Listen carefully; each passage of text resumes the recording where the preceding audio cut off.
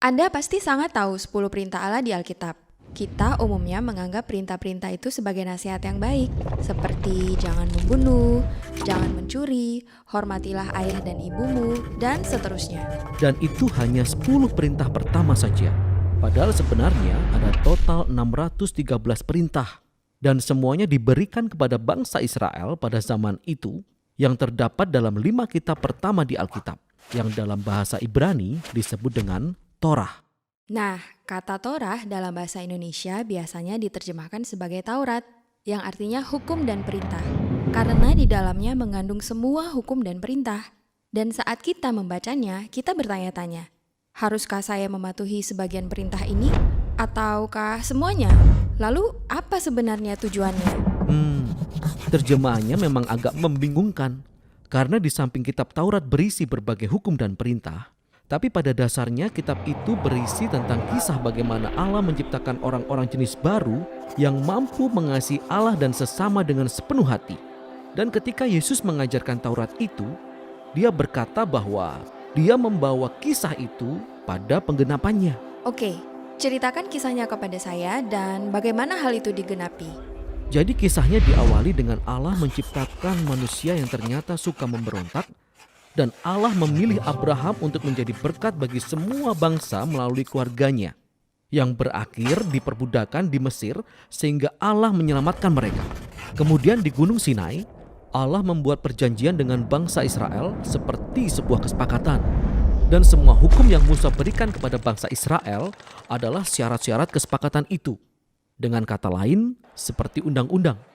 Beberapa dari hukum tersebut berisi tentang tata cara ibadah dan adat istiadat yang memisahkan bangsa Israel dari bangsa-bangsa lain. Sisanya berisi tentang keadilan sosial atau moralitas.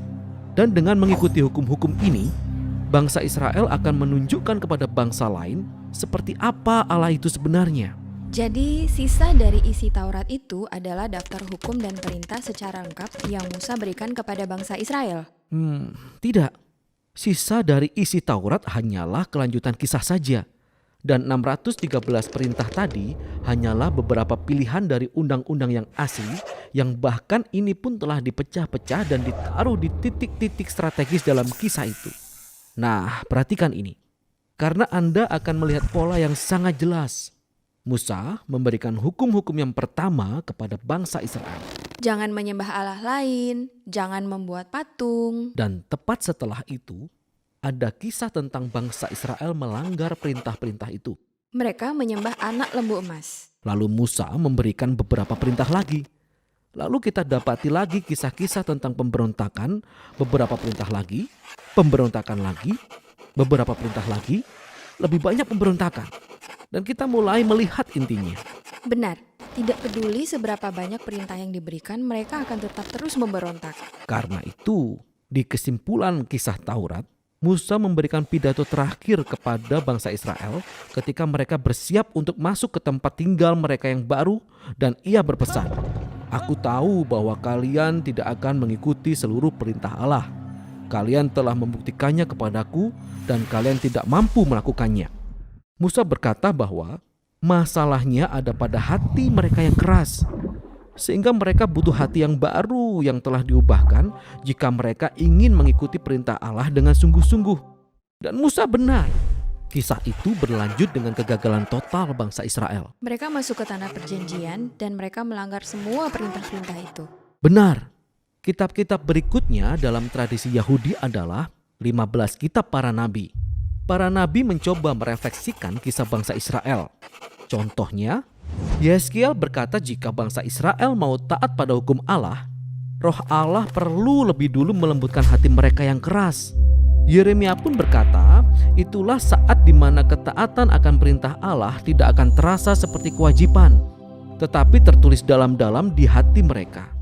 Dan Yesaya ia menjanjikan pemimpin di masa depan, yaitu Mesias bangsa Israel, yang akan memimpin manusia dalam kepatuhan terhadap hukum Allah.